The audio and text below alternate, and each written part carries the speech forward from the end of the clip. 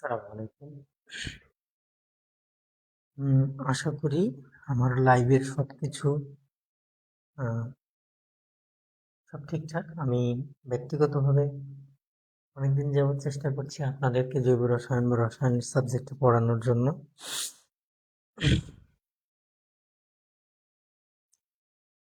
আল্লাহর রহমতে আমি আজ থেকে ইনশাআল্লাহ রেগুলার হব। আমি আমার ক্লাসের কার্যক্রমগুলো ঠিকঠাক চালাতে চাচ্ছি।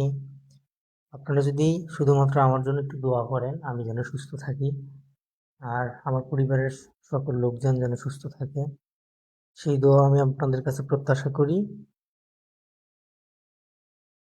আর সঠিকটা শেখার সেরা অনলাইন প্ল্যাটফর্ম হিসেবে আমি যেন কেমিস্ট্রোলাইসিস বাই আরাব এই পেজটাকে দাঁড় করাতে পারি।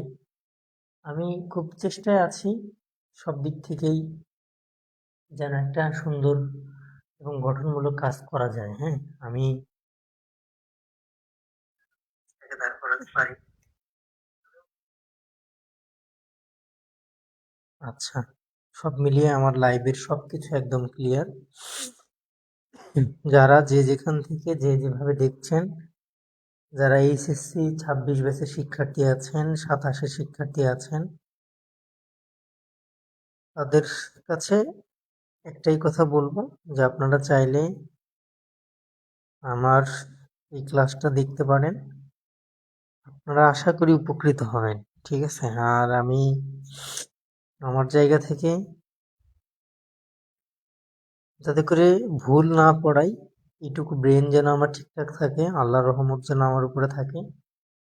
আর আপনারা আমার জন্য শুধুমাত্র একটু দোয়া করবেন। আমি সর্বোচ্চ যেন সার্ভিস আপনাদেরকে দিতে পারি। আমি আজকে জৈব রসায়ন শুরু করব। জৈব রসায়ন শুরু করার আগে এত কিছু বলতেছি, এটার পিছনে কারণ হলো গত কয়েকদিনে অনলাইনের যে অবস্থা, হ্যাঁ, একজন শিক্ষককে নিয়ে এত ট্রল, এত কিছু চলছে। আসলে খুব বেসিক জিনিসগুলো যদি ভুল হয় তাহলে বিপদ। আমারও হয়তো বা কিছু জিনিস ভুল হতে পারে, কিন্তু একদম বেসিক জিনিসে ভুল হওয়ার তো কোনো চান্স থাকার কথা না। তো যাক, এগুলো নিয়ে আসলে সমালোচনা করতে চাই না। আর সমালোচনা করাটাও অনুচিত। আমি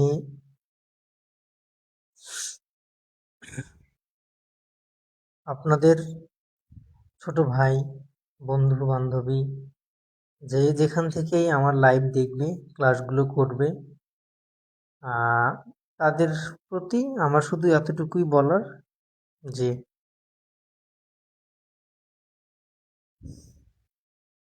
তারা যেন এই জিনিসগুলো খুব ভালোভাবে শেখার চেষ্টা করে। হ্যাঁ, আর একটা কথা হলো যে আমি যখন কোনো কিছু শেখাচ্ছি, আমার দক্ষতাটা কি, আমি কিভাবে শেখাচ্ছি সেটা গুরুত্বপূর্ণ। এটা যেমন সত্য, উম,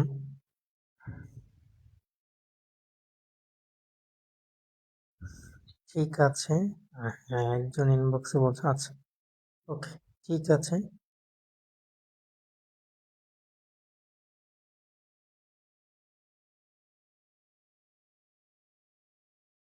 ওকে, আচ্ছা। আর আর বেশি লেংদি না করি, আর সময় ওয়েস্ট না করি।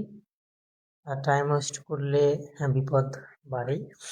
তো জৈব রসায়ন যদি আমরা করতে যাই, প্রথমত আমাদেরকে যে কাজটা করতে হবে সেইটার উপরে আমরা একটু মনোযোগ আকর্ষণ করি। আপনারা ক্লাসগুলো হোয়াইট বোর্ডে দেখে মনে করবেন না যে ক্লাসগুলো খারাপ হবে। হ্যাঁ, হোয়াইট বোর্ড একটা শিক্ষকের সেরা পারফরমেন্সের জায়গা। আর একজন শিক্ষার্থী শেখারও সবচেয়ে ভালো জায়গা এটা। হ্যাঁ, আধুনিকতার ছোঁয়ার দরকার আছে, এটা আমি মনে প্রাণে বিশ্বাস করি। কারণ বর্তমান যুগ হচ্ছে তথ্য ও যোগাযোগ প্রযুক্তির বা আধুনিকতম বিজ্ঞানের যুগ। তবে এই আধুনিকতার সাথে আসতে যে অনেক শিক্ষককে আমার মানে হারিয়ে যেতে দেখেছি শুধুমাত্র স্লাইডের কারণে। হ্যাঁ, আমি সবচেয়ে ভালো যাকে কেমিস্ট্রি টিচার হিসেবে বাংলাদেশে চিনি, তিনি হলেন পার্থপ্রতিম নাথ। ওনার ক্লাসগুলো আমি খুব ভালোভাবে করছি, ওনার কাছে আমি সবকিছু বুঝতে পারছি। আমি এরপরে রাজশাহীর উদ্ভাসে আমি মোটামুটি ভাবে সবচেয়ে ভালো যার রসায়ন ক্লাস বুঝতাম তিনি হচ্ছেন মুক্তাসিন পাহলভী ভাইয়া। উনি এখন আমাদের পড়ান, চাকরির বিভিন্ন কিছু পড়ান, আমার কাছে খুব ভালো লাগে। তো যাক, আমার শ্রদ্ধেয় যাদের কাছে আমি অনেক কিছু শিখতে পারছি, তাদের প্রতি আমার কৃতজ্ঞতা। আর দেখো, আমি চলে আসি যে আমরা শুরু করছি হচ্ছে জৈব রসায়ন। শুরু করব হলো জৈব রসায়ন, তাই না? তো জৈব রসায়ন যখন আমি শুরু করতে যাচ্ছি, প্রথম দিকে আমাদের কিছু জিনিস সম্পর্কে একদম স্পষ্ট ধারণা থাকা দরকার। হ্যাঁ, এই জৈব রসায়নের উৎপত্তিটা কোন জায়গা থেকে, আমরা প্রথমত যেটা মনে রাখবো হচ্ছে খ্রিস্টপূর্ব, মানে বিফোর খ্রিস্ট, নাকি খ্রিস্টের জন্মের পূর্বে। এটা হচ্ছে কত, 7,000 অব্দি। এই সময় জৈব রসায়নের চর্চা শুরু হয়েছে, কিন্তু কিভাবে? হ্যাঁ, মানুষ তখন বার্লি, আঙ্গুর থেকে অ্যালকোহল তৈরি করে। কি থেকে? বার্লি এবং হচ্ছে অ্যালকোহল। দেখেন আমরা যে দুটো নিচ্ছি, বার্লির গাছ, এটা হচ্ছে হলুদের গাছের মতো। এটার নিচের যে ফলটা থাকে সেটা হচ্ছে আপনার এই কেশর, যেটা আমরা খাই ঠিক ওই রকম। হ্যাঁ, মানে মূলার মতো আর কি। হ্যাঁ, বার্লি আর একটা হচ্ছে আঙ্গুর, এটা তো আমরা সবাই চিনি। এগুলোকে ব্যবহার করে কি তৈরি করা হতো? অ্যালকোহল। এগুলো ব্যবহার করে প্রস্তুত করা হতো অ্যালকোহল। অ্যালকোহল একটা জৈব যৌগ। কেন? কারণ হচ্ছে এর মধ্যে আমাদের কার্বন এবং হাইড্রোজেন আছে। আমরা আস্তে আস্তে যাই। হ্যাঁ, এরপরে দেখেন তেল এবং চর্বি থেকে সাবান প্রস্তুত। আমাদের পরের সেগমেন্টের ব্যাপার হচ্ছে তেল আর হলো কি চর্বি থেকে কি প্রস্তুতি? সাবান প্রস্তুতি। এই প্রস্তুতিগুলো একটু আমাদের লাগবে, আমরা সাবান আয়ন বিক্রিয়া 9-10 করছি। ঠিক আছে, সাবান প্রস্তুতি। তো এই তেল এবং চর্বির মধ্যে, এটা আমরা দেখেন, এই দুটো হচ্ছে আমাদের উদ্ভিদ। এই দুটো আমরা তেল এবং চর্বি কোথা থেকে পাবো? প্রাণী। তো আস্তে আস্তে আমরা আসি। হ্যাঁ, এই কাজ করতে যে দেখা গেল যে এগুলো মানুষ প্রাকৃতিক ভাবেই করে থাকে। খুব আগে থেকে এগুলো মানুষ প্রাকৃতিক ভাবে কি করতো, এই কাজগুলো চালাতো। মানুষ কি করতো? অ্যালকোহল প্রস্তুত করতো। এসব আর কি। মানুষ অ্যালকোহল প্রস্তুত করতো এবং তেল চর্বি থেকে সাবান বানাতো। এখন আমরা তাই করছি, এখন একটু আধুনিক। তো ব্যাপার হলো, পরে যদি আমরা আসি যে এই ধারণাগুলোকে ব্যবহার করে প্রথমত আমরা মনে রাখবো হলো কার্বন ডাই অক্সাইড। মনে রাখবো কার্বন ডাই অক্সাইড 6 মোল পানি। কয় মোল পানি? 6 মোল পানি। বিক্রিয়ায় থাকবে হচ্ছে ক্লোরোফিল, প্রভাবক হিসেবে থাকবে ক্লোরোফিল, আর হলো হচ্ছে আলো। ক্লোরোফিল এবং আলোর উপস্থিতিতে আমরা পাবো হচ্ছে গ্লুকোজ, এবং কি পাবো দেখি, যে C6H12O6 প্লাস হচ্ছে O2। আমরা একটু মেলানোর চেষ্টা করি। এখানে দেখেন যে 12টা কি আছে? হাইড্রোজেন। এখানে কয়টা? 12টা হাইড্রোজেন। কার্বনের ক্ষেত্রে যদি আমি এখানে 6 দেই, মানে 6 এটা যদি দেই, তার মানে এখানে দেখেন কার্বন কয়টা? 6টা। অক্সিজেন 6 দুগুণ কয়টা? 12টা। এখানে লিখছি কয়টা? 6টা লিখছি। তাই লিখছি না? দেখেন আমি আরেকবার হিসাবটা ক্লিয়ার করি। হ্যাঁ, যে কার্বন এখানে 6টা, এখানে হচ্ছে 6টা, মানে বিকের সমতাকরণ যদি যাই। অক্সিজেন এখানে আমাদের হচ্ছে কয়টা? 2টা। সরি, এখানে হচ্ছে আমাদের অক্সিজেন হলো 6টা। এটা 6 দুগুণ 12টা অক্সিজেন এখানে। আর এইখানে আমাদের অক্সিজেন হলো কয়টা? 6টা। এখানে আমাদের মোট 18টা অক্সিজেন দরকার, মানে এখানে আছে 6টা। এখানে যদি আমি কি করি, 12 O2 দিই, বা সরি, এখানে আমাদের 6 O2 দিই, মানে 6 দুগুণ 12টা আর 6টা 18টা। এখানে দেখি আমাদের 6টা অক্সিজেন, আর এখানে হলো 6 দুগুণ কয়টা? 12টা, মোট 18টা অক্সিজেন। এখানে দেখেন 6টা, এখানে 6 দুগুণ 12টা, মোট 18টা। হাইড্রোজেনের হিসেব করতে আসলে 6 দুগুণ 12টা, এখানে আছে কয়টা? 12টা। তো এই হলো আমাদের অবস্থা। এখন এইটা হচ্ছে কি? এটা হচ্ছে আমাদের গ্লুকোজ প্রস্তুতি। প্রস্তুত করছি, এখান থেকে আমরা পাচ্ছি যে গ্লুকোজ, আর আমরা পাচ্ছি হচ্ছে কি? অক্সিজেন। এখন এই বিক্রিয়াটা যখন আমরা করছি, যে শিকড়ের সাহায্যে মাটি থেকে এখানে কি কি দিতে হয়? লবণ। উদ্ভিদ দেহে অণুজীবের প্রভাবে প্রোটিনে পরিণত হয়। কিসে পরিণত হবে? প্রোটিনে। এইখানে এত কিছু না বুঝে আমরা যেটা মনে রাখবো, যে উদ্ভিদের পাতায় সালোক সংশ্লেষণ প্রক্রিয়ায় আমাদের কি হয়, কার্বোহাইড্রেট উৎপন্ন হয়। কার্বোহাইড্রেট কি জিনিস, মানে কার্বন, হাইড্রোজেন এবং অক্সিজেন দ্বারা গঠিত যৌগ। এখন কার্বন, হাইড্রোজেন এবং অক্সিজেন দ্বারা গঠিত যৌগ। কার্বোহাইড্রেট হচ্ছে একটা জৈব যৌগ, কারণ কার্বন আর হাইড্রোজেন মিলে যে যৌগ, কার্বন, হাইড্রোজেন এবং হচ্ছে এদের জাতক মিলে যা প্রস্তুত করা হয় এটাকে বলা হবে হচ্ছে জৈব যৌগ। এটাকে বলা হবে জৈব যৌগ। হ্যাঁ, একটু স্লোলি আসি। হ্যাঁ, আমি একটু মিশানোর জন্য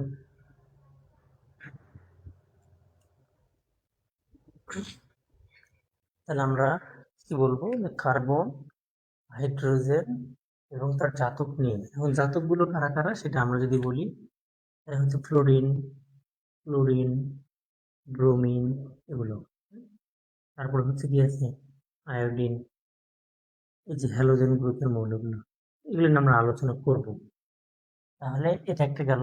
এরপরে দেখেন আমরা যদি ক্যালসিয়াম নাইট্রেট, জৈব যৌগ প্রস্তুতের গুলো দেখি, ক্যালসিয়াম কি নাইট্রেট, এটা লিখবো। প্লাস হচ্ছে এর সাথে যদি আমরা দিই হচ্ছে কার্বন ডাই অক্সাইড, প্লাস আমরা যদি কি দিই পানি, তাহলে আমরা কি পাচ্ছি সেটা আমরা যদি একটু দেখি। হ্যাঁ, আমরা এই জায়গাটা মিশে নিই, তাহলে আমরা যেটা পাবো সেটা হলো, এখান থেকে বিক্রিয়া করলে আমরা পাবো হচ্ছে HN, এখানে একটা দিবে, নাইট্রোজেনের তিনটার মধ্যে এখানে একটা, এটা একটা, দুইটা,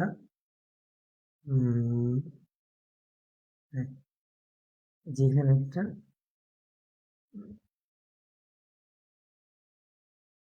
বন্ড হলো C, double bond O, bond, এই কার্বন হচ্ছে দুইটা হাত অলরেডি আমরা পাইছি, তার মানে এখানে একটা অ্যালকিল মূলক দিতে হবে, তিনটা। হ্যাঁ, হাইড্রোজেন সহ এখানে মোট চারটা হাত হয়েছে, মানে হাইড্রোজেনটা এখানে না দিই, যদি আমি এখানে দিই কোনো সমস্যা, ঠিক আছে।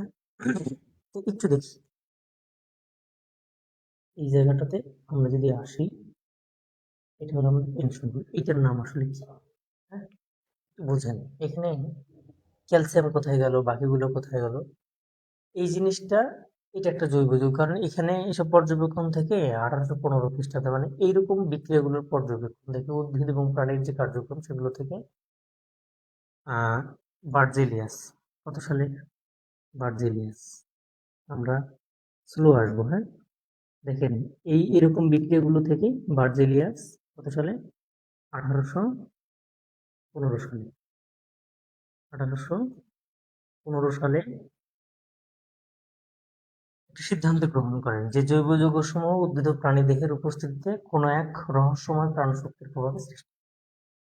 তাহলে বার্জেলিয়াস 1815 সালে একটা কথা বলেন, সেটা হলো যে জৈব যৌগ সমূহ, জৈব যৌগ সমূহ, জৈব যৌগ সমূহ উদ্ভিদ ও প্রাণী দেহে, উদ্ভিদ ও প্রাণী দেহে, আমরা স্লো আসি। হ্যাঁ, প্রাণী দেহে উপস্থিত কোন এক, এইখানে একটা গুরুত্বপূর্ণ কথা বলছি উনি। হ্যাঁ, উপস্থিত কোন এক রহস্যময়, কিময়, রহস্যময় প্রাণশক্তি এর মাধ্যমে সৃষ্টি হয়, প্রাণশক্তির মাধ্যমে কি হয়, সৃষ্টি হয়, এই হলো অবস্থা। তাহলে আমরা এখান থেকে যেটা দেখতে পাচ্ছি, যে জৈব যৌগ সমূহ উদ্ভিদ এবং প্রাণী দেহে, এখানে দুইটা কথা, হলো উদ্ভিদ আর একটা কি প্রাণী দেহে উপস্থিত কোন এক, এই যে রহস্যময় কথাটা বলে দিচ্ছি, এটাই হলো ঝামেলা। ঠিক আছে, এই যে রহস্য, এই রহস্যটা কি, এই রহস্যটা আমাদেরকে খুঁজে বের করতে হবে জৈব রসায়ন থেকে। হ্যাঁ, তাহলে এই যে এরকম গুলো বিক্রিয়াগুলো থেকে, উদ্ভিদ এবং প্রাণী দেহের এই বিক্রিয়াগুলো থেকে বার্জেলিয়াস 1815 সালে জৈব যৌগ আবিষ্কার করে। ঠিক আছে, তবে তার আগে আমাদের আরো দুইটা সাল মনে রাখতে হবে। হ্যাঁ, তার আগে আমাদেরকে আরো দুটো সাল মনে রাখতে হবে। কোনো কোনো বইয়ে দেওয়া আছে 1808, কোনো কোনো বইয়ে দেওয়া আছে 1807, মানে কবির স্যারের বইয়ে দেওয়া আছে 1807, হাজারিনাক স্যারের বইয়ে দেওয়া আছে 1800 কত। উনি এই সালে, এই যে বার্জেলিয়াস, এ 1807 অথবা 8, যে বইয়েরটা ভালো মনে হয় ওইটাই মনে রাখবেন। বার্জেলিয়াস জৈব যৌগের নামকরণ করেন। জৈব যৌগের করেন নামকরণ, হ্যাঁ, জৈব যৌগের নাম দেন বা জৈব যৌগের নামকরণ করেন, এটুকু মনে রাখবা। বোর্ড লিখে ফেলেছি, এখানে আমরা আরেকটু সামনে আগে, আমরা আস্তে আস্তে সামনে মুভ করতে থাকি।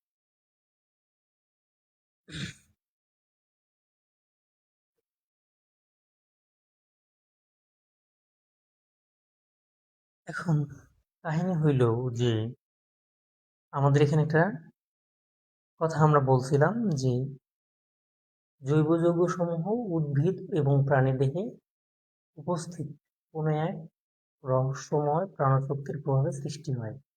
এটা হচ্ছে প্রাণশক্তি মতবাদ। এই মতবাদের নাম হচ্ছে প্রাণশক্তি মতবাদ বা ভাইটাল ফোর্স থিওরি। আমরা এই যে 1815 সালের কথা বলছি না, আমরা এই সালটাকে একটু গুরুত্ব দিয়ে বিবেচনা করি। 1815 সালে বিজ্ঞানীর নাম হলো বার্জেলিয়াস। কি করছে? উদ্ভিদ এবং প্রাণীদেহে, উদ্ভিদ ও প্রাণী দেহে উপস্থিত, উদ্ভিদ ও প্রাণীদেহে উপস্থিত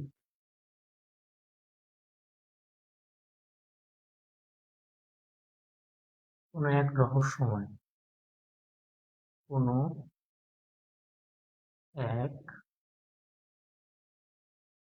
রহস্যময়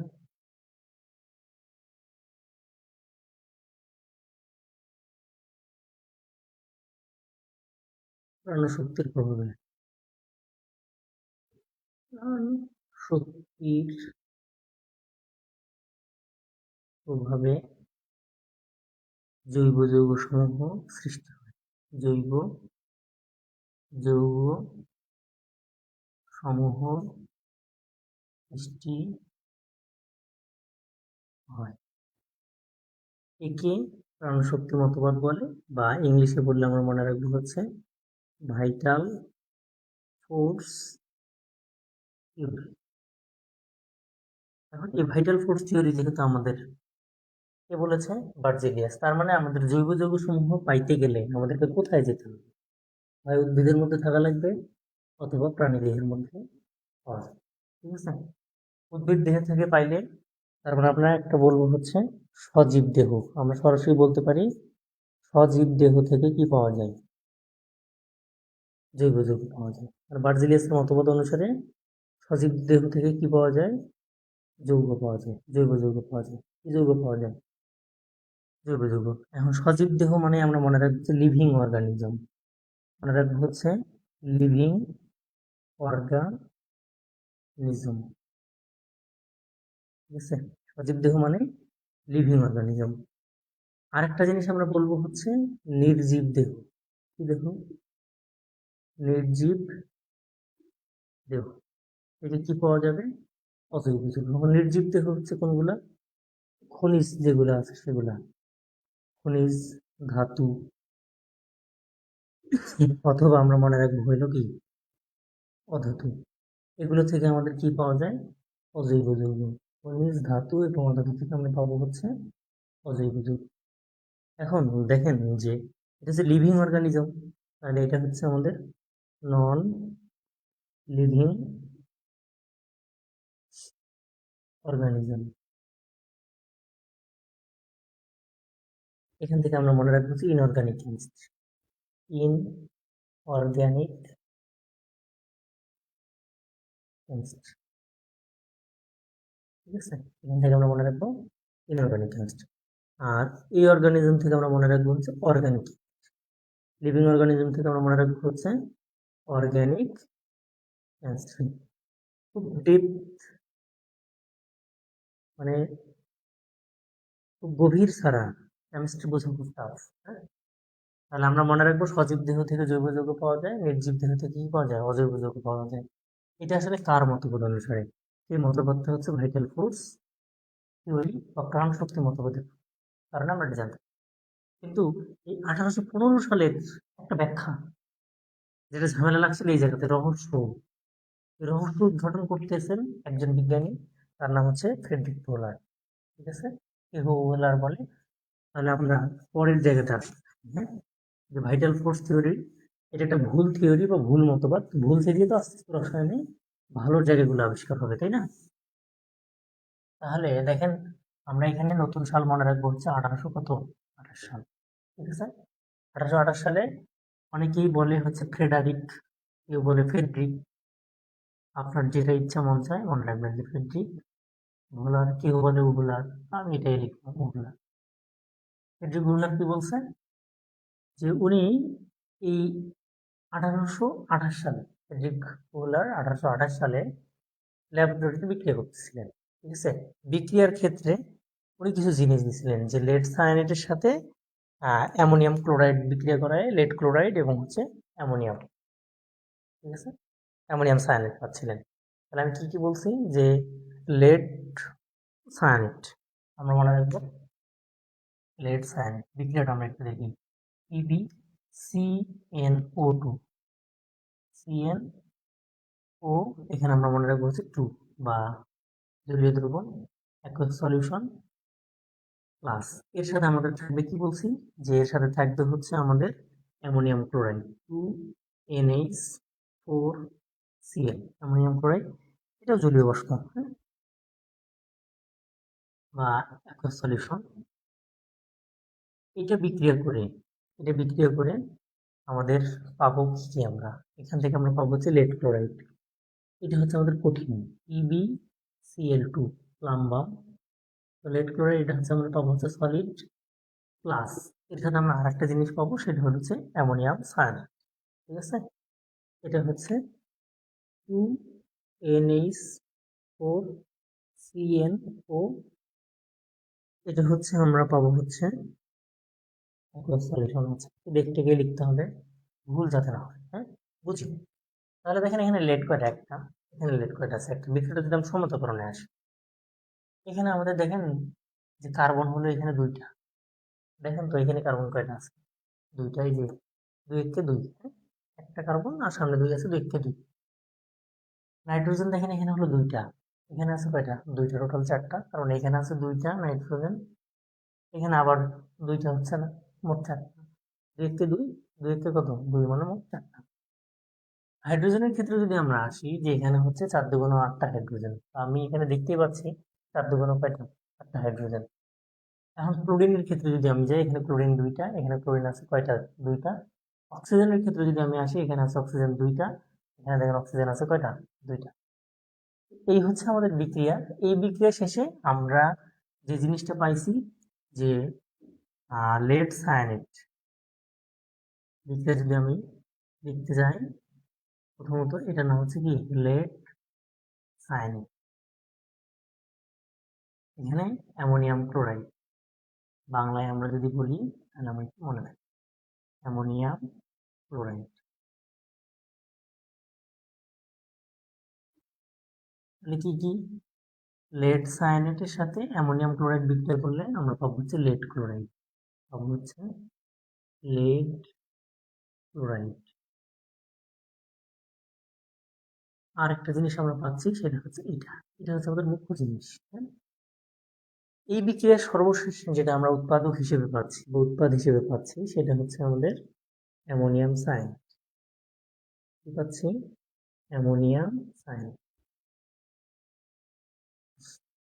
আমি যখন অ্যামোনিয়াম সায়ানাইড পাই, সেটাকে আমরা একটু কাজে লাগাবো। হ্যাঁ, এখন অ্যামোনিয়াম সায়ানাইডকে যদি, এখানে তো আমরা টেম্পারেচার ছাড়া তো আসলে কোনো বিক্রিয়া হবে না। হ্যাঁ, তাপমাত্রা তো লাগবেই। তো আমি যখন এখানে তাপ দিচ্ছিলাম, এই বিক্রিয়াতে যখন তাপ দেওয়া হচ্ছিল, বিক্রিয়াটা এরকম। বিক্রিয়াটাকে যখন আরো বেশি তাপে উত্তপ্ত করা হচ্ছে, ঠিক আছে? তো আরো যখন বেশি তাপে উত্তপ্ত করা হচ্ছে তখন দেখি যে 2NH4CnO, এটাকে যখন আরো বেশি তাপ দেওয়া হয়েছে, আরো বেশি যখন তাপ দেওয়া হয়েছে তখন কি হয়েছে, এটা ইউরিয়া উৎপন্ন হয়েছে। তখন এটা হয়েছে হলো NH2 bond C double bond O bond হলো NH, যদিও আমরা এটা এখানে না লিখে এনটাকে এবারে লিখতে পারি, H2টাকে এখানে, ঠিক আছে? এরকম যখন হয়েছে তো দেখেন এটা হলো আমাদের ইউরিয়া সংকেত। কোনটা? এটা এটা হচ্ছে আমাদের কি প্রস্তুত হয়েছে? ইউরিয়া। এখন এই ইউরিয়াটা দেখেন যে এটা হচ্ছে ল্যাবরেটরিতে প্রস্তুত হয়েছে। এই বিক্রিয়াটা কোথায় হচ্ছিল? ল্যাবরেটরিতে হচ্ছিল। ইউরিয়া কোথায় পাওয়া যায়? মানবদেহে। ইউরিয়া কোথায় পাওয়া যায়? মানবদেহে। তো মানবদেহের জিনিস যেহেতু কৃত্রিম ল্যাবরেটরিতে পাওয়া গেছে, মানবদেহে ইউরিয়া পাওয়া যায় বা মূত্রে ইউরিয়া পাওয়া যায়, এই কথাটা বলছে হচ্ছে বিজ্ঞানী হচ্ছে রাউলি। বিজ্ঞানীর নাম হলো রাউলি। হ্যাঁ, তাহলে মানবদেহের মূত্রে ইউরিয়া পাওয়া যায়, এই কথাটা বলছে হচ্ছে রাউলি। তো এই বিক্রিয়াটা দিয়েই জৈব যৌগের সূচনা হয়। মানে এই বিক্রিয়াতে যখন দেখা গেলো ইউরিয়া প্রস্তুত করা যায়, কৃত্রিম ভাবেও তৈরি করা যায়, ল্যাবরেটরিতে ইউরিয়া প্রস্তুত করা যায়, তারপর মানব দেহের জিনিস যেহেতু ল্যাবরেটরিতে পাওয়া যাচ্ছে, তার মানে জৈব যৌগ শুধুমাত্র লিভিং অর্গানিজম অর্থাৎ সজীব দেহ, উদ্ভিদ এবং প্রাণী দেহের বাহিরেও কৃত্রিমভাবে তৈরি করা যায়। এটা হচ্ছে ইউরিয়া প্রস্তুতির তার প্রমাণ। এই জন্য এই বিক্রিয়াটাকে বলা হয় জৈব যৌগের সূচনাকারী বিক্রিয়া। এই বিক্রিয়ার আরেক নাম হচ্ছে জৈব যৌগের সূচনাকারী। হুম, এটা হচ্ছে জৈব যৌগের সূচনাকারী বিক্রিয়া। এটা আমাদের জন্য গুরুত্বপূর্ণ এই লাইনটা, এই জন্য লিখে দিলাম। এই বিক্রিয়াটা দেখেন যে এখানে তাপ দেওয়া হচ্ছিল, কিন্তু অনেক বেশি তাপ দেওয়ার পর বিক্রিয়াটা আবার পূর্বের অবস্থায় ফেরার চেষ্টা করছিল। এই জন্য এই বিক্রিয়াকে বলা হবে পুনর্বিন্যাস বিক্রিয়া। পুনর্বিন্যাস মানে পুনরায় সাজানোর চেষ্টা চলছে। দেখেন এইটা অ্যামোনিয়ায় নতুন করে সাজছে, অ্যামোনিয়াম সায়ানেট নতুন করে সেজে কি হয়েছে? ইউরিয়া হয়েছে। হ্যাঁ, এই বিক্রিয়ার নাম হচ্ছে পুনর্বিন্যাস বিক্রিয়া। এখন যদি সাজানোর ক্ষেত্রে দেখি, এখানে নাইট্রোজেনের পরিমাণ দুইটা, দেখেন একটা দুইটা, এখানে কার্বন হলো দুইটা একটা, এখানে কার্বন হলো কয়টা? আচ্ছা, এখানে যদি আমরা হাইড্রোজেনের কথা চিন্তা করি, দেখেন তো মোট 8টা হাইড্রোজেন, এখানে কত? দুইটা, এখানে দুইটা, 4টা হাইড্রোজেন। তার মানে এর সামনে আমাকে কত দিতে হবে? 2 দিতে হবে না? তো 2 দিলে তো হয়ে যাচ্ছে যে 2 দুগুণ 4, 2 দুগুণ 4, কার্বন এখানে দুইটা, তার মানে এখানেও কার্বন কয়টা আছে? দুইটা। এর সামনে একটা 2 দিলেই কাজ শেষ। আর আর অক্সিজেন হচ্ছে এখানে দুইটা, এখানে দেখেন অক্সিজেন যখন আমি 2 দিয়ে দিচ্ছি সামনে, তার মানে এখানে দুইটা, অক্সিজেনের দুইটা হাত, এই জন্য আমরা দুইটা দেখি, একটা কার্বনের 4টা। তো এখন একটা কার্বনের 4টা হাত, একটা কার্বনে, এখন জৈব যৌগ এবং অজৈব যৌগ এগুলোর ক্ষেত্রে হলো কিছু ধর্মের কারণে জৈব যৌগের সংখ্যা অনেক বেশি, ঠিক আছে? এই জায়গাগুলোতে আমরা আস্তে আস্তে আসবো। এখন দেখেন যে সজীব দেহে শুধুমাত্র না, নির্জীব দেহেও বা অন্যান্য যে দেহগুলো আছে বা কৃত্রিম উপায়েও কি করা যায়? জৈব যৌগ প্রস্তুত করা সম্ভব হয়। আমরা জৈব যৌগের প্রস্তুতির জায়গাতে যাওয়ার আগে কার্বনের 4টা হাত কেন, জৈব যৌগের সংখ্যার বিষয়গুলো নিয়ে একটু কথা বলবো।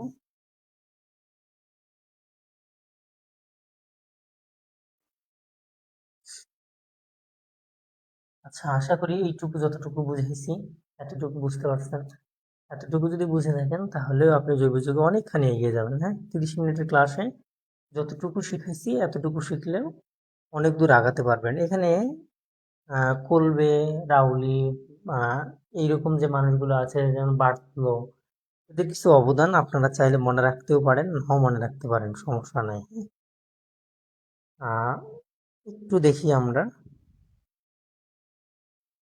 কি অবস্থা।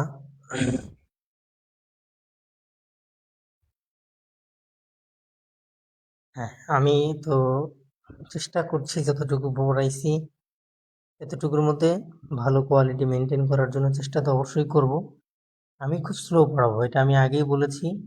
আর যদি কেউ ফাস্ট চিন্তা ভাবনা করেন তাহলে আসলে কিছু করার নেই।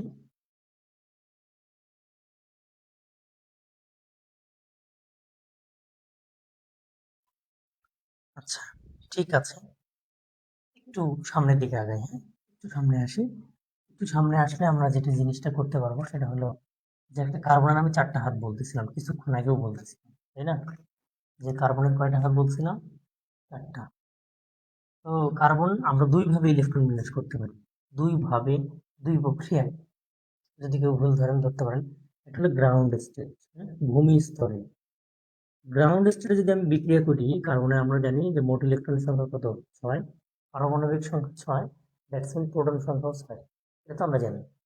কার্বনকে ইলেকট্রন বিন্যাস করলে নর্মালি যেটা হয় সেটা হলো 1s হয় 2, 2s কত হবে? 2। আমরা জানি হবে 2p কত? 2। এটা আমরা কার্বনের ইলেকট্রন বিন্যাস জানি, এটা হচ্ছে নর্মাল ইলেকট্রন বিন্যাস। কিন্তু আমি যদি কার্বনটাকে উত্তেজিত করি, তো আমাদের দেশের বইগুলোতে স্টার দেওয়া থাকে, আর ইন্ডিয়ান বইগুলোতে দেওয়া থাকে এক্সাইটেড স্টেট, এগুলো লিখা থাকে যে ই এক্সাইটেড স্টেট। আর আমাদের দেশে এরকম একটা স্টার দেওয়া থাকে, হ্যাঁ, মানে এরকম একটা কি দেওয়া থাকে? স্টার। ইচ্ছা মতো যেটা দিলেই হবে, কোনো সমস্যা নেই। এখানেও 6। এক্সাইটেড করলে প্রথম যে শক্তি স্তরটা আছে সে ঠিকঠাক থাকে। প্রথম শক্তি স্তরে যে ইলেকট্রন দুইটা আছে এস অরবিটালে, দুটো তো দুটোই থাকবে।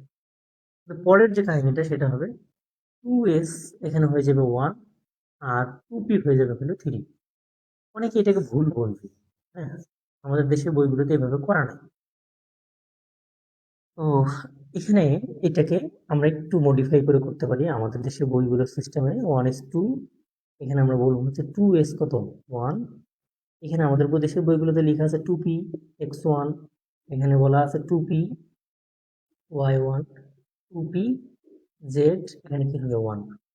আমরা জানি যে হুন্ডের নীতি অনুসারে যে একটা এস অরবিটালের এক ভর সংখ্যা হলো কয়টা? একটা।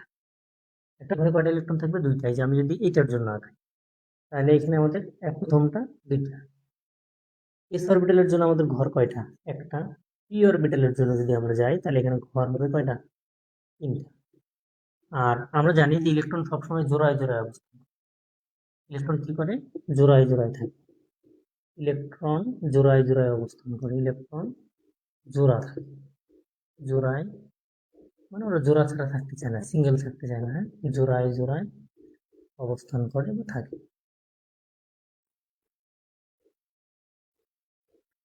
এখন দেখেন যে ইলেকট্রন যখন জোড়ায় জোড়ায় অবস্থান করবে, তাহলে প্রথমে এক জোড়া আমরা লিখলাম, কিন্তু এখানে তো আছে কয়টা? একটা। এখানে একটা লিখতে হবে, এর তো জোড়া আমি পাচ্ছি না, নাকি? কারণ এই জায়গাটা আমরা ফাঁকা রাখি। আর এখানে দেখেন 2px, এই ঘরটা হলো আমাদের 2p, কি বলেন তো? এক্স। এখানে আমাদের ইলেকট্রন আছে কয়টা? একটা। এই ঘরটাতে তো ইলেকট্রন নাই। এখানে যখন আমরা 2p y এ যাচ্ছি, তার মানে এখানে আমাদের ইলেকট্রন আছে কয়টা? একটা। এই ঘরটা আমাদের ফাঁকা, মানে বিজোড় আকারে আছে। এখানে কত? 2p কি বলেন তো? জেড। তার মানে এখানে আমাদের ইলেকট্রন আছে কয়টা? একটা। এই ঘরে ইলেকট্রন নাই। তো দেখেন তো এখানে মোট কয়টা ইলেকট্রন গ্রহণ করতে পারবে? প্রথমত দেখেন, একটা, দুইটা, তিনটা, চারটা। তার মানে কার্বনের যোজনী কত? 4। ঠিক আছে, যে আমরা জানি যতগুলো গ্রহণ করতে পারে, ইয়ে করতে পারে। কিন্তু দেখেন যে একটা, দুইটা, তিনটা ইলেকট্রন দান করা সব, একটা, দুইটা অথবা তিনটা ইলেকট্রন দান করা যায়। কি করা যায়? দান করা যায়। অথবা তিনটা, দুইটা, একটা ইলেকট্রন কি করা যায়? গ্রহণ করা যায়। এটা তো নাকি দান করলে একটা, দুইটা, তিনটা, গ্রহণ করলে কয়টা? তিনটা অথবা দুইটা অথবা একটা। চারটা ইলেকট্রন কি দান করা যায়? চারটা ইলেকট্রন কি দান করা যায় বা গ্রহণ করা যায়? এরকম কোন সুযোগ আছে? হয়তো বা যেত, অনেক বেশি শক্তির প্রয়োজন ছিল। তা আমরা সবসময় চেষ্টা করব শক্তির প্রয়োজন যেন কম খরচ হয়। জৈব যৌগে সবচেয়ে বেশি বা সবচেয়ে কম শক্তিতে কাজগুলো করা হয়। তো যেহেতু এই চারটা ইলেকট্রন দান বা গ্রহণ করা কঠিন, এই জন্য কার্বন সবসময় যে বন্ধন তৈরি করে, কার্বনের বন্ধন হলো সমযোজী বন্ধন। কার্বনের বন্ধন হলো কি বন্ধন? সমযোজী বন্ধন। মানে সমযোজী মানে কি? সমঝোতার ভিত্তিতে চাঁদাবাজি, তাই না? তো সমযোজী যখন বলবো, তাহলে আমরা বলবো সমঝোতার ভিত্তিতেই কার্যক্রমগুলো চলবে, বা সমযোজী যৌগ এটা। সমযোজী যৌগে কি করা হয়? Electron share. ইলেকট্রন কি হবে? ইলেকট্রন এখানে তখন আর দান বা গ্রহণ হবে না, ইলেকট্রন কি হবে? শেয়ার। সমঝোতা ভিত্তি মানেই বা সমযোজী মানেই আমরা মনে রাখবো সমঝোতা করা, কারোর সাথে কি করা? শেয়ার করা, বন্ড শেয়ার করা, হ্যাঁ।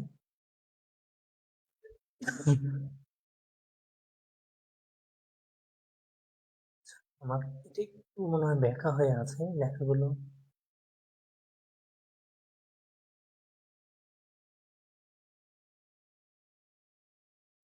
Slow connection.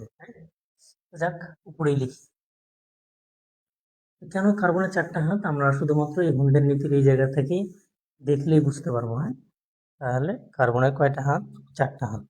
এতক্ষণ যাবত এত কিছু বললাম, এত কিছু করলাম, একটু সামনের দিকে, একটু স্লো থেকে ফাস্ট হওয়ার চেষ্টা করি। একটু দেখি যে আমরা কার্বনের ইলেকট্রন বিন্যাস যখন দেখতে গেছি তখন তো আমরা A to Z দেখেই আসছে নাকি, যে প্রথম হবে 1s কত, 2, 2s হচ্ছে আমাদের 2, 2p কত হবে 2। এটা হচ্ছে আমাদের গ্রাউন্ড স্টেটে ইলেকট্রন বিন্যাস করলে। তো এখানে আমরা নর্মালি আর এক্সাইটেড স্টেটে যদি আমরা কার্বনের ইলেকট্রন বিন্যাস করি তাহলে আমরা পাবো হচ্ছে 1s2, 2s হচ্ছে 1, 2p তখন কি হবে x1, 2p y1, আর এখানে হলো আমাদের 2p কি বলেন তো, z1, এরকম। তো এইখানকার দেখি যে 4টা করে প্রত্যেকটা একটা একটা করে ইলেকট্রন কি করতে পারবে, গেইন করতে পারে। এখানে 1 2 3টা দিলে এখানে পি অরবিটাল 6টা ইলেকট্রন ধরে, পি অরবিটাল কয়টা ধরে 6টা, কারণ 6টা কাভার হয়ে যাবে। এস অরবিটাল এখানে একটা দিলেই এখানে কি হয়ে যাবে, এস অরবিটাল ইলেকট্রন ধরে কয়টা, 2টা। তার মানে এখানে 2টা হইতে লাগে আমাদের ইলেকট্রন কয়টা লাগে, একটা। আর এখানে 6টা ইলেকট্রন হইতে লাগে আরো কয়টা, 3টা, মোট কয়টা, 4টা। এই কার্বনের 4 হাতের এইখান থেকে মনে রাখতে পারি কার্বনের যোজনী কত, 4। হ্যাঁ, কার্বনের যোজনী শুধুমাত্র কিন্তু 4 না, কার্বনের যোজনী কিন্তু 2ও। কার্বনের যোজনী কত, কার্বনের যোজনী হচ্ছে 2টা, একটা হলো 2 অথবা কত বলেন তো, 4। যাক, এত কিছু আহ,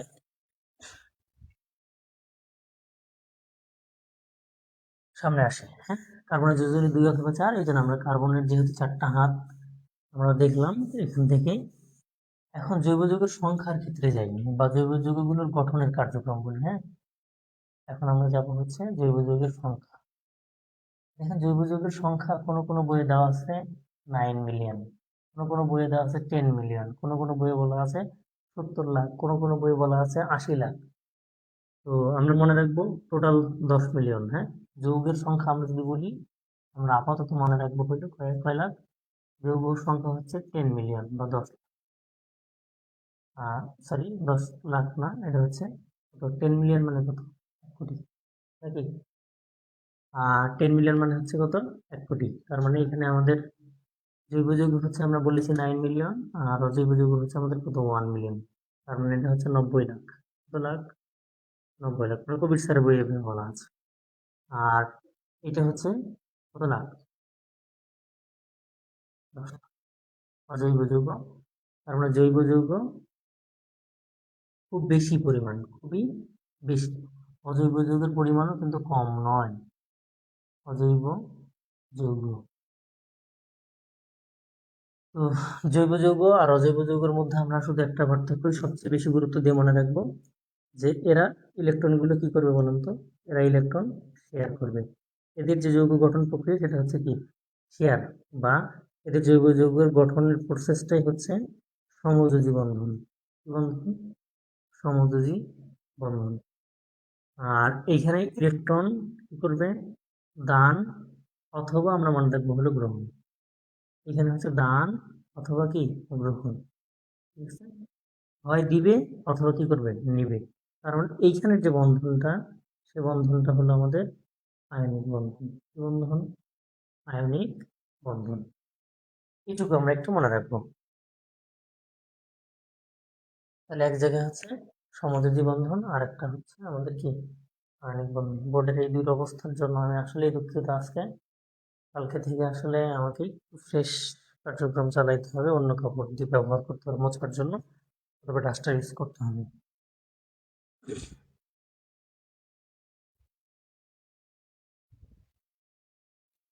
আচ্ছা, আমরা কেন এত বেশি, কেন কার্বনের সংখ্যা আর কারণে এত বেশি আমরা সবগুলোই দেখবো। আমরা এটা একটু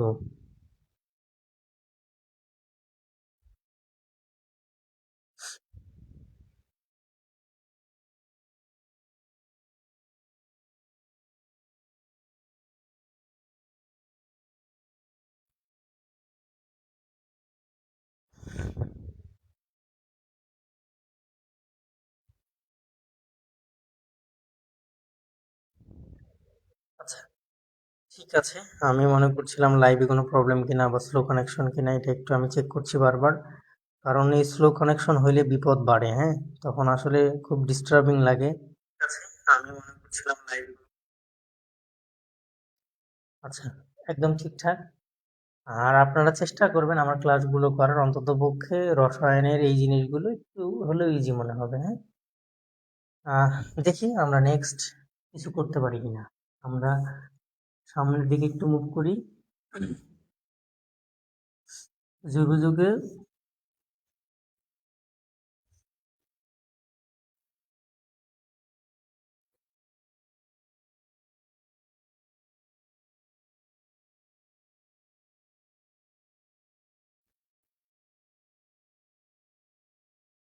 যোগাযোগের 90 লাখ হওয়ার পিছনে তিনটা কারণ বা চারটা কারণ আমরা মনে রাখবো। প্রথম যে কারণ, সেটা হলো যে এদের একটা ধর্ম আছে, সেটার নাম হচ্ছে ক্যাটিনেশন ধর্ম। কি ধর্ম বলছে? ক্যাটিনেশন। 2 নম্বর ধর্ম আমরা মনে রাখবো হচ্ছে আইসোমারিজম বা সমবয়বতা। আর একটা আমরা মনে রাখবো পলিমারকরণ। আর লাস্ট যদি আমরা 4 নম্বর একটা বৈশিষ্ট্য মনে রাখতে চাই, মনে রাখবো হচ্ছে কার্বনের চতুর্যোজ্যতা। ঠিক আছে,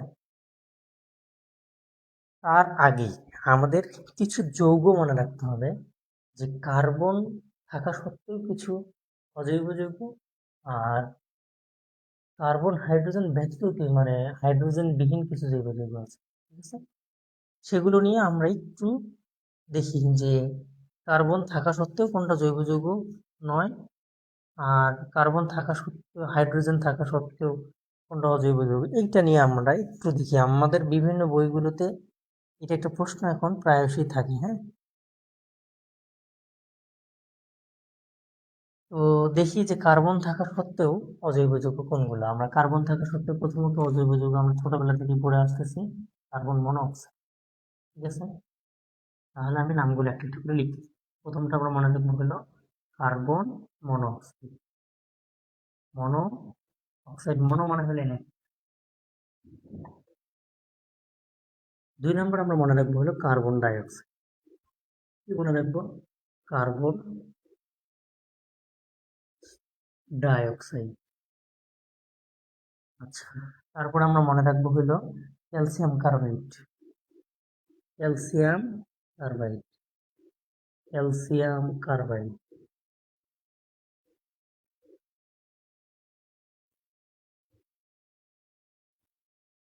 এসিএন, পটাশিয়াম সায়ানাইড। আমরা সবাই এটারে চিনি। আমরা যারা 9-10-এও পড়ি, যারা ইন্টারমিডিয়েটে আসি, তারা সবাই চিনি পটাশিয়াম সায়ানাইড।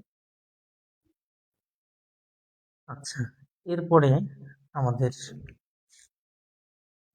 ধাতব কার্বনিল, হ্যাঁ, ধাতব কার্বনিল, সেটা হচ্ছে FeCO5। সিও কি বলতো? 5। FeCO5। এরপরে হচ্ছে আমরা মনে রাখবো NiCO4। এগুলো হচ্ছে কি আমাদের ধাতব বস্তু। এই ধাতব বস্তুর মধ্যে দেখেন কার্বন আছে, ধাতব কার্বনিলের মধ্যেও আছে। তো এই জিনিসগুলো, আচ্ছা আমি কি ঠিক লিখছি? হ্যাঁ, ঠিক লিখছি। এই জৈব যৌগগুলোর মধ্যে দেখেন প্রত্যেকটাতে কার্বন আছে। কার্বন থাকা সত্ত্বেও এগুলো হচ্ছে কি অজৈব যৌগ। প্রত্যেকটাতে কি আছে? কার্বন আছে। আর এরা সমযোজী বন্ধনের মাধ্যমে তৈরি হয়নি, এরা সবাই কি আয়নিক বন্ধনের মাধ্যমে। এখান থেকে অ্যাডমিশনের প্রশ্ন হতে পারে। যেমন আমরা মনে রাখবো কার্বন থাকা সত্ত্বেও কি অজৈব যৌগ। কার্বন কার্বন থাকা সত্ত্বেও কি যৌগ? অজৈব যৌগ। কার্বন থাকা সত্ত্বেও অজৈব যৌগ। আমরা আমাদের অডিয়েন্স বাড়াবো, হ্যাঁ। আমরা কমেন্ট করবো না কখনোই, কিন্তু আমাদের অডিয়েন্স বাড়ানোর জন্য আমি চেষ্টা করব। দেখি, মার্কেটিংও তো কিছুটা দরকার আছে, হ্যাঁ? আমি অনেক আগে থেকে এই কার্যক্রম শুরু করেছিলাম। আমার পেজটা অনেক পুরনো, কিন্তু আসলে বিভিন্ন ব্যস্ততায় অফলাইনে বিভিন্ন ক্লাসের কারণে অনেক কিছু হয়ে ওঠে না। আমি আসলে চেষ্টা করেও পেরে উঠিনি। আর আমি করোনাকালীন সময়ে এক্সাম ব্যাচ থেকে হিউজ পরিমাণ টাকা পয়সা আর্ন করতাম। এরপরে পর্যায়ক্রমে অনলাইন থেকে দূরে সরেছি ক্রমশই, কারণ অনেক কিছু আধুনিক হয়েছে, কিন্তু আমি আধুনিক হতে পারিনি। এর জন্য আসলে আমার কিছু করার ছিল না। তবে চেষ্টা করব, যদি কখনো মানে আমি আমার জায়গা থেকে পড়াশোনা না করে কখনো ক্লাস নিব না। পড়াশোনা করে ক্লাস নিলে ইনশাল্লাহ ভালো ক্লাস। ঠিক আছে? তো কার্বন থাকা সত্ত্বেও আমরা দেখলাম এগুলো কি যৌগ? অজৈব যৌগ। এখন হাইড্রোজেন বিহীন কিছু জৈব যৌগ আছে। হাইড্রোজেন বিহীন যৌগ, জৈব যৌগ কিছু আছে, সেটা আমরা একটু দেখব। তাহলে আরো একটা জিনিস আমরা লিখে দিতে পারি যে কার্বন থাকা সত্ত্বেও অজৈব যৌগ আর একটা লিখতে পারি হচ্ছে কার্বনেট। হ্যাঁ, সোডিয়াম কার্বনেট, দেখেন Na2CO3, Na2CO3। কারণ দেখেন এখানেও কার্বন আছে, কিন্তু এটা অজৈব যৌগ। হ্যাঁ, কার্বনেট। এই পার্টের পর আমরা সবার পরে যে জায়গাটা, সেটা দেখা দরকার আমাদের। হ্যাঁ, তো আমরা কার্বনের এই জায়গাগুলো দেখলাম। জৈব যৌগ কি জিনিস আমরা আশা করি অলরেডি বুঝছি। জৈব যৌগ হইতে গেলে যে জিনিসটা হওয়া লাগবে প্রথমত, সেটা হইল যে দেখেন আমি একটা জিনিস বলতে যে ভুলে গেছি, যে হাইড্রোজেন বিহীন জৈব যৌগ কিছু বলতে চাইছিলাম নাকি। এখানে একটা উদাহরণ বলি, হাইড্রোজেন বিহীন জৈব যৌগ, হাইড্রোজেন বিহীন যৌগ, জৈব যৌগ। এটা হচ্ছে আমরা ক্লোরিনেশন বিক্রিয়া করছিলাম না ছোটবেলায়। ক্লোরিনেশন বিক্রিয়া কি মনে আছে কারো? ক্লোরিনেশন বিক্রিয়া যদি মনে না থাকে, তাহলে এখান থেকে আপনারা একটু দেখতে পারেন। আমি ক্লোরিনেশন বিক্রিয়াটা করেই দেখাই। হ্যাঁ, CH4 এর সাথে আমাদের কি যোগ করতে হয়? আমরা ছোটবেলায় শিখছিলাম দুইটা ক্লোরিন যুক্ত। আমরা একটু ক্লোরিনেশন বিক্রিয়াটা একটু দেখি। হ্যাঁ, ক্লোরিনেশন বিক্রিয়া দেখলে আমাদের এই জিনিসটা ক্লিয়ার হবে। বিক্রিয়া করলে আমরা প্রথমত যেটা পাইতাম সেটা হলো পাইতাম হলো CH3 প্লাস, আমরা পাইতাম হচ্ছে HCl।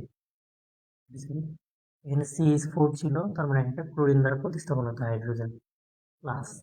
এখানে দেখেন একটা হাইড্রোজেন বাঁচছে, সেটা হলো এটা। আর এখানে ক্লোরিন দুইটার মধ্যে এখানে একটা লিখছে আর একটা থাকে, তার মানে HCl। আমরা এটাকে আবার প্রথমে নিয়ে আসতাম, তার মানে কি করতাম, এখানে লিখতাম হচ্ছে CH3Cl, এর সাথে আমরা কি দিতাম, দুইটা ক্লোরিন দিতাম। দিয়ে প্রথমত আমাদের এমনিতেই জৈব যৌগ হিসেবে মানে হাইড্রোক্লোরিক অ্যাসিড তৈরি হতো। হ্যাঁ, আর বাকি দেখেন মোট তিনটা কার্বন ক্লোরিন আছে এখানে, দুইটার একটা কয়টা, তিনটা, তার মধ্যে এখানে লিখবো হচ্ছে কয়টা, দুইটা, কারণ অলরেডি এখানে একটা লিখছে। আর CH3 থেকে একটা এখানে লিখছে, তার মানে এখানে কি আছে, CH2। এটার নাম হচ্ছে মনোক্লোরোমিথেন, এটার নাম হচ্ছে ডাইক্লোরোমিথেন। আবার এটা সামনে আসতো, তার মানে CH2Cl2 সামনে আসবে। দিয়ে কি হবে, এর সাথে আমাদের বিক্রিয়া করবো আরো দুটো ক্লোরিন। বিক্রিয়া করলে আমরা প্রথমত যেটা পাবো, এটা হচ্ছে হাইড্রোক্লোরিক অ্যাসিড, তো আমরা পাই নাকি। তাহলে এখানে আমাদের যেটা হবে, যে অলরেডি আমরা একটা হাইড্রোজেন লিখছি, তার মানে এখানে আমাদের আছে আর বাকি হলো CH। ক্লোরিন চারটার মধ্যে আমি এখানে একটা লিখছি, তার মানে এখানে কি হবে, Cl3। আবার এটাকে আমরা সামনে নিয়ে আসতাম, যে CH Cl3, এর সাথে আমরা আবার দুটো ক্লোরিন যুক্ত করতাম। যুক্ত করলে আমরা পাইতাম হচ্ছে CCl4 প্লাস পাইতাম হচ্ছে HCl। এই যে দেখেন, এই যে CCl4, এটাকে আমরা কি বলি, ক্লোরোপিক্রিন না কি বলি। CCl4 হচ্ছে কার্বন টেট্রা ক্লোরাইড নাকি। এটা হচ্ছে আমাদের একটা জৈব যৌগ। CCl4 একটা কি যৌগ, হাইড্রোজেন বিহীন জৈব যৌগের মধ্যে একটা হলো CCl4। এরকম ফসজিন গ্যাস যেটা, সেটা হচ্ছে আমাদের কি জৈব যৌগ, এগুলোতে হাইড্রোজেন থাকে না। যাক, হাইড্রোজেন যুক্ত, হাইড্রোজেন বিহীন সবগুলোই শিখতে হবে। আমরা টপিক্সের সামনে একটু আসি, আর একটু মুভ করি। হ্যাঁ, দেখেন কি কাহিনী আমরা পাই, যে আমরা দেখছিলাম যে 9 মিলিয়ন জৈব যৌগ। এখন আপনি চাইলে কি সবগুলো মনে রাখতে পারবেন? 9 মিলিয়ন জিনিস আপনার মনে রাখা সম্ভব? তাহলে জৈব যৌগ হচ্ছে কয় মিলিয়ন? 9 মিলিয়ন। জৈব যৌগ হচ্ছে আমাদের কয় মিলিয়ন? 9 মিলিয়ন বা 90 লাখ। তো 90 লাখ জিনিস নিয়ে আমার কাজ। তো এই 90 লাখ জিনিস নিয়ে যেহেতু আমাদের কাজ, তাহলে আমরা কি কি করবো দেখেন। এই 90 লাখ বা এত বেশি হওয়ার প্রথমত কারণ হলো ধর্ম বা বৈশিষ্ট্য আছে। ধর্ম বা আমরা বলবো হচ্ছে বৈশিষ্ট্য। তো কার্বনের কিছু বৈশিষ্ট্যের কারণে এই কাহিনীটা ঘটছে। ঠিক আছে, 1 নম্বর বৈশিষ্ট্য যেটা আমরা মনে রাখবো সেটা হলো ক্যাটিনেশন। ক্যাটিনেশন, ক্যাটিনেশন আমি এই সাইডে লিখতেছি কারণ আমি যাতে করে রাখতে পারি এই সাইডে ক্যাটিনেশন। 2 নম্বর বৈশিষ্ট্য আমরা মনে রাখবো কি বলছিলাম, আইসোমারিজম। আইসোমারিজম। 3 নম্বর আমি বৈশিষ্ট্য বলছিলাম হচ্ছে পলিমারকরণ। পলিমারকরণ। হ্যাঁ। 4 নম্বরে আমরা যেটা মনে রাখবো সেটা হচ্ছে কার্বনের চতুর্যুজতা। কার্বনের কি চতুর্যুজ,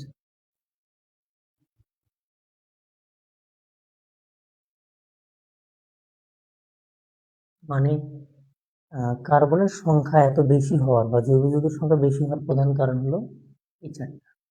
হ্যাঁ? তাহলে এই 4টাই হচ্ছে তার প্রধান কারণ। এই 4টাই হচ্ছে প্রধান কারণ যে কার্বনের সংখ্যা এত বেশি হওয়ার পিছনে একমাত্র কারণ শুধু না, এরকম মোট 4 মাত্র কারণ আছে, অর্থাৎ 4টা কারণ আছে। একটা হলো ক্যাটিনেশন ধর্ম, 2 নম্বর হচ্ছে আমরা মনে রাখবো আইসোমারিজম, 3 নম্বর মনে রাখবো পলিমারকরণ, 4 নম্বর আমরা কি মনে রাখবো কার্বনের চতুর্যুজ বা কার্বনের চতুষ্ফলকীয়তা। মশা না কি ঢুকছে? আচ্ছা, ঠিক আছে। তাহলে কার্বনের ক্যাটিনেশন ধর্মের ক্ষেত্রে আমরা যদি একটু দেখি যে ক্যাটিনেশন কি জিনিস। ক্যাটিনেশন মানে মনে রাখবো হচ্ছে নিজেরাই নিজেদের সাথে যুক্ত। ঠিক আছে, নিজেরাই নিজেদের সাথে কি হতে পারে, যুক্ত হতে পারে। যে নিজেদের বংশবৃদ্ধি কিভাবে করা যায় বলেন তো? আপনি চাচাতো বোনের বিয়ে করছেন, চাচাতো ভাইরে বিয়ে করছেন, এভাবে তো নিজেদের নিজেদের মধ্যে বন্ডিং তৈরি করা যায় নাকি? তাহলে কার্বন পরমাণুর সাথে যুক্ত হয়ে যা তৈরি করে সেটা হচ্ছে আমাদের কি ক্যাটিনেশন। মানে কার্বন পরমাণু নিজেরা নিজেদের সাথে যুক্ত হয়ে যেটা সৃষ্টি করে সেটার নাম হচ্ছে ক্যাটিনেশন। ক্যাটিনেশন কি জিনিস? যে কার্বন পরমাণু আর এক কার্বন পরমাণুর সাথে পর্যায়ক্রমে যুক্ত হতে পারে। হ্যাঁ?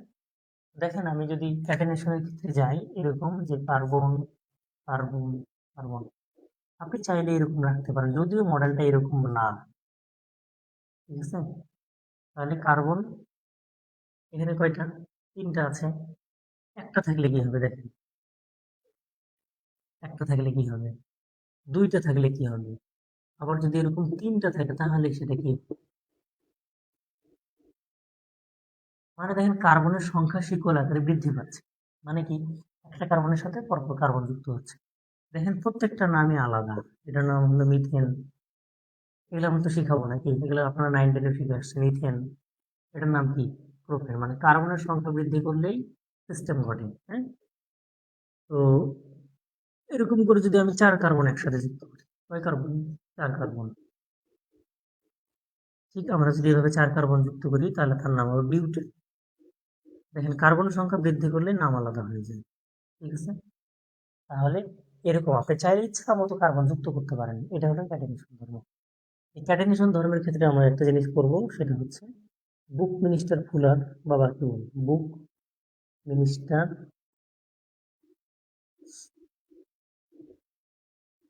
ফুলার, এই যেখানে এটার নাম আমরা একটু মনে রাখবো, বুক মিনিস্টার ফুলার। এখান থেকে আমরা যে জিনিসটা মনে রাখবো সেটা হচ্ছে ফুলারিন। হ্যাঁ, ফুলারিন কি জিনিস, ফুলারিন কি জিনিস, ফুলারিন দেখতে কেমন সেটা নিয়ে আমরা একটু দেখবো। হ্যাঁ, ফুলারিন দেখতে ঠিক এরকম, এই যে এরকম গম্বুজ আকৃতি। ফ্লোরিন দেখতে কিরকম, একদম ঠিক এরকম একটা গম্বুজ আকৃতির একটা জিনিস। এখানে অনেকগুলো কার্বন একসাথে যুক্ত হয়ে কি করে, এরকম গম্বুজ তৈরি করে। এরকম কি করে, গম্বুজ তৈরি করে। তাহলে এটা হচ্ছে ফুলারিন। এখন ফুলারিনে মনে রাখবো যে কার্বনের পরিমাণ থাকবে হচ্ছে কার্বন 32 থেকে শুরু করে কার্বন 70 পর্যন্ত যদি হয়, মানে 32 থেকে 70 পর্যন্ত হলে নাম হবে কি, ফুলারিন। তো এইখানে আমাদের সবচেয়ে বড় যে উদাহরণ বুকমিনিস্টার বাকি, মানে বা ফুলারিনের ক্ষেত্রে এদের যে বন্ধন সেটার আমরা একটু, হ্যাঁ, পর্যায়ক্রমিক বর্ণনাতে আমরা আসি। আমি একটু দেখে লিখে দেই এই জিনিসটা। হ্যাঁ, আমি যেটা লিখছি সেটা ঠিকই লিখছি যে কার্বন 30 থেকে 70 বা 32 থেকে 70, এটা ইচ্ছা মতো লেখা যেতে পারে, সমস্যা নাই। হ্যাঁ, 32 থেকে 70টা এক্সাক্ট আমি পড়াশোনা করেছি বলে লিখেছি।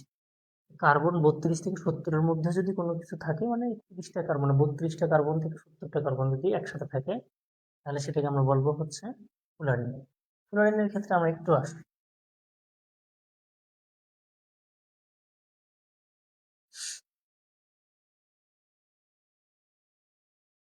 এই ফুলারিনের ক্ষেত্রে আমরা একটু দেখি, হ্যাঁ, যে কার্বন 60, কার্বন কত 60, এটাকে ফুলারিন বলা হয়। এটাকে আমরা কি বলবো, এটার নাম হলো ফুলারিন। তো এখানে পারমাণবিক ভর বলে একটা জিনিস আমাদেরকে বের করতে হবে। পারমাণবিক ভরটা কত, সেটা হলো 720। পারমাণবিক ভর হলো, এখানে কার্বন হলো কত 12, গুণন হলো কত 60, তার মানে 6 12 72, আর একটা শূন্য মানে কত, ভর হলো 720। তো ফ্রান্সের বিখ্যাত স্থপতি বুকমিনিস্টার ফুলারের নাম অনুসারে তার সম্মান রক্ষার্থে এটাকে বলা হবে বুকমিনিস্টার ফুলারিন, সরি, এটার নাম হবে ফুলারিন। আর এই যে এতগুলো কার্বন নিজেরা নিজেদের সাথে যে আন্তঃআণবিক শক্তি বা যে বলের মাধ্যমে নিজেরা নিজেদের সাথে পরস্পরের সঙ্গে যুক্ত থাকে, এটাকে বলা হয় বাকি বল। বাকি বলের কার্যক্রম নিয়ে আমার একটা ভিডিও আছে অলরেডি, হ্যাঁ, সেটা দেখলেও হবে। এবং এরা প্রত্যেকে sp2 সংকরিত। এখানে এটাও পরীক্ষা আসতে পারে, হ্যাঁ, যেটা ভর আর এটা সংকরায়ন বা হাইব্রিডাইজেশনটাও পরীক্ষা আসতে পারে। এখন sp2 কেন সেটা আমি বলে দিব, হ্যাঁ। আমরা ছোটবেলা থেকেই এই জিনিসগুলো, মানে এই যে 9 10 থেকে পড়ে আসতেছি, এসপি, sp3, sp2, এগুলো আমরা পারি না। এগুলো না পারলে খুবই হাস্যকর লাগে, হ্যাঁ। আচ্ছা যাক, এগুলো নিয়ে আর বেশি কিছু না বলি, পরেরটাতে আসি। আমাদের প্রথম ধর্ম যেটা ক্যাটানিশন শেষ, এই কটাই আমি পরে আজকে ক্লাসটা শেষ করব। 2 নম্বর হচ্ছে আইসোমারিজম। আইসোমারিজম মানে হচ্ছে যে এদের আণবিক সংকেত একরকম, গাঠনিক সংকেত আলাদা। ঠিক আছে, দেখেন যে আমি লিখলাম হলো C2H6O, এইটা দিয়ে আমরা মোট দুইটা জিনিস লিখতে পারবো। দেখি, এটা হচ্ছে আণবিক সংকেত, এটা কি সংকেত, আণবিক সংকেত। এখান থেকে আমি যে জিনিসটা লিখতে পারবো সেটা হলো CH3 বন্ড ও বন্ড, আমি লিখতে পারবো হলো CH3। এটার নাম হচ্ছে ডাইমিথাইল ইথার। এই যে মাঝখানে যেটা আছে না, এটাকে বলা হবে ইথার। এটার নাম কি, ইথার। আর দুই পাশে দুটো মিথাইল মূলক আছে। মিথাইল কি জিনিস, ইথাইল কি জিনিস, বা এই রেডিক্যালের ব্যাপারটা বা অ্যালকাইলের যে ব্যাপারটা, সেটা আমি আলোচনা করব। অ্যালকাইল ব্যাপারটা হলো যে কোনো একটা মিথেন থেকে যদি একটা মানে জিনিস চলে যায়, মানে মিথেন থেকে যদি আমাদের একটা হাইড্রোজেন চলে যায়, তাহলে সেটা নাম হচ্ছে মিথাইল। আমাদের ধরেন C2H5OH থেকে বা ইথাইল থেকে, মানে ইথাইল থেকে যদি কোনো ইথেন থেকে যদি কোনো কিছু চলে যায়, সেটার নাম হবে ইথাইল। এরকম ভাবে, তো এটা হচ্ছে দুই পাশে দুটো আমাদের কি আছে, মিথাইল আছে, তাই এটার নাম হবে ডাইমিথাইল ইথার। এটার একটা নাম হবে কি, ডাইমিথাইল ইথার। আচ্ছা, এরপরে দেখেন এটা থেকে আমরা আরেকটা জিনিস লিখতে পারবো, সেটা হলো C2H5OH। অথবা আমি যদি এভাবে লিখি যে CH3 বন্ড হলো CH2 বন্ড হলো OH, এটা তো এটাই নাকি একই জিনিস। এটার নাম হলো ইথানল। এটার নাম কি, ইথানল। আপনি জাস্ট গণেন তো যে ভুল আছে নাকি। কার্বন এখানে কয়টা, দুইটা, এখানেও দুইটা। হাইড্রোজেন এখানে 3 3 6টা, এখানেও 6টা, অক্সিজেন এখানে একটা। এটার নাম হচ্ছে ডাইমিথাইল ইথার। একই কিন্তু সংখ্যা। ঠিক আছে, এখানেও দেখেন গণেন, কার্বন কয়টা, দুইটা লিখছি কার্বন। হাইড্রোজেন দেখেন 3 2 5, আর একে কত 6 আছে, অক্সিজেন একটা। তাহলে একটা হলো ডাইমিথাইল ইথান, আর একটা হচ্ছে কি ইথানল। একই জিনিসের দুইটা বাচ্চা। ঠিক আছে, তার মানে এটা হলো আইসোমারিজম। তার মানে আমরা আইসোমারিজম মানে কি বলে থাকবো, যে একই আণবিক সংকেত ভিন্ন গাঠনিক সংকেত বিশিষ্ট যৌগকে আইসোমারিজম বলে, বা পরস্পরের সমাবয়বতা বলে, হ্যাঁ, বা আইসোমারিজম বলে। এরপরে আমরা আসি নেক্সট, পলিমারকরণ। দেখেন এই পলিমারকরণ বিক্রিয়া কি, আমার এই বয়সে এসেও যদি আপনাকে পলিমারকরণ বিক্রিয়া শিখতে হয়, তাহলে তবু শিখাই, হ্যাঁ, যে আমাদের ইথিলিন হোক বা ইথিলিনের মনোমার হোক, ঠিক আছে, সেখানে যদি আমরা উচ্চ চাপ 200°C টেম্পারেচার আর হলো প্রভাবক হিসেবে অক্সিজেন রাখি, তাহলে আমরা কি পাবো? পলিথিন পাবো। আমরা একটা বিক্রিয়া দেখাই, হ্যাঁ। এখন প্রথমে একটা বিক্রিয়া হলো এরকম যে CH2 ডাবল বন্ড CH2, আমরা সবাই চিনি এখানে, এর নাম হলো ইথিন, এর নাম হলো কি 2 কার্বন বিশিষ্ট অ্যালকিন, তার মানে এটা একটা ইথিন। এটাকে আমরা কি বলছি? আমি আপনাকে কিছুক্ষণ আগে বলছি, প্রভাবক হিসেবে থাকবে অক্সিজেন, 200°C টেম্পারেচার বা তাপমাত্রা, আর হলো চাপ থাকবে এখানে হাই চাপ, হ্যাঁ, উচ্চ চাপ, কি থাকবে? উচ্চ চাপ। এইটুকু হলো আমাদের প্রভাব। এখন এইখানে যখন আমরা এটা করব, এখানে যখন আমরা এটা করব, তখন এটা ভেঙে গেলে যেটা আমাদের তৈরি হবে, মানে আমাদের ইথিন ভেঙে গেলে পলিথিন তৈরি হবে। পলি মানে হলো বহু, মনে মনে হলে এক, হ্যাঁ। কারণ আমরা এখানে মনে রাখবো হলো CH2 বন্ড CH2, এদিকে একটা হাত বের হবে, এদিকে একটা হাত বের হবে। এখন দেখেন তো, আপনি ইচ্ছা মতো চাইলে এখানে কার্বন যুক্ত করতে পারবেন। তার মানে এটা হলো ইথিন, আর এটার নাম হচ্ছে কি পলিথিন। এরকম ধরেন আপনার কাছে আছে হলো CH2 বন্ড হইল ডাবল বন্ড CH, মনে করেন হলো 2 বন্ড হলো CH3, এটার নাম কি? এটার আমাদের নাম কি? এটা আমরা বলি, এটার নাম হলো আমাদের প্রোপিন, 3 কার্বন বিশিষ্ট একটা অ্যালকিন প্রোপিন।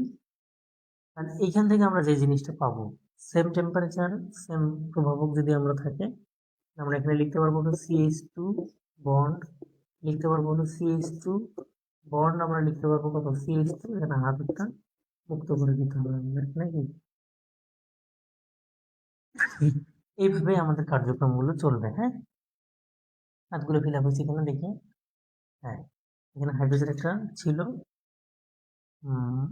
হ্যাঁ, ঠিক আছে। তাহলে হাতগুলো মুক্ত হয়ে গেলে এটার নাম হচ্ছে কি? এটার নাম হচ্ছে পলিথিন, না, এটা হচ্ছে প্রোপিন, এটার নাম হচ্ছে পলিপ্রোপিন। এটার নাম হবে, এখানে ছিল ইথিন, নাম সামনে যুক্ত হয়েছে কি পলি, মানে অনেক। পলি মানেই আমরা মনে রাখবো হলো কি অনেক। এই যে পলি মানে হলো অনেক, কারণ ইচ্ছা মতো যুক্ত হওয়া সম্ভব।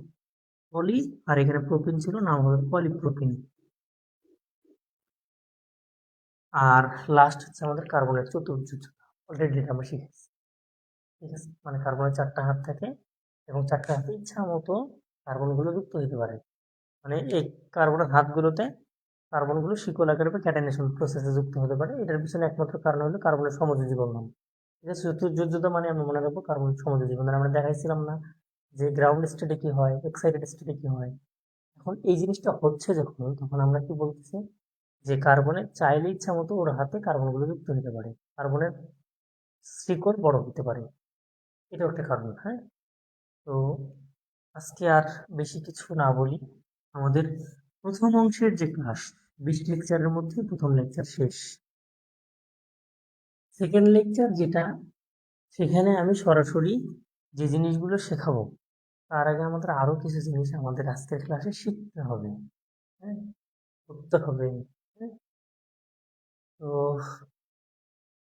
এখন জৈব রসায়নের আমরা শ্রেণীবিভাগ যে জায়গাটা আছে, সেটা নিয়ে আলোচনা করব। এখন এটা নিয়ে যদি আলোচনা করি, আমি আবার যখন নামকরণ পড়াবো তখন আবার এই জিনিসগুলো নিয়ে আলোচনা করতে হবে। থাক, আজকে আর না আলোচনা করি, রাত হয়ে গেছে। কাল থেকে আমরা মোটামুটি ধরে দিই 2 ঘন্টা ক্লাস, ঠিক আছে। 2 ঘন্টা করে ক্লাস নিলে 40 ঘন্টা, 50 ঘন্টা, 100 ঘন্টা ক্লাস নেওয়ার দরকার নেই। কোয়ালিটি নিশ্চিত করে যদি যতটুকু দরকার অতটুকু যদি ক্লাস নেই, তাহলে দেখবেন যে আপনি জৈব রসায়নে এমনি ভালো করছেন। আজকে যা পড়িয়েছি এতটুকু যদি আপনি পড়েন, তাহলে জৈব রসায়ন আপনার জন্য একদম ইজি, হ্যাঁ। এই এতটুকু পড়লে আপনার কাছে জৈব রসায়ন ইজি হতে থাকে। জাস্ট পর্যায়ক্রমে আমার ক্লাসগুলো দেখবেন, নোট করবেন, সেই অনুযায়ী কার্যক্রম পরিচালনা করলে আপনি ইনশাআল্লাহ রসায়নে ভালো করবেন, এটুকু বিশ্বাস আমি রাখি আমার উপরে। সে পর্যন্ত সকলে ভালো থাকি, সুস্থ থাকি। আল্লাহ হাফেজ, দেখা হবে আগামীকাল ইনশাআল্লাহ।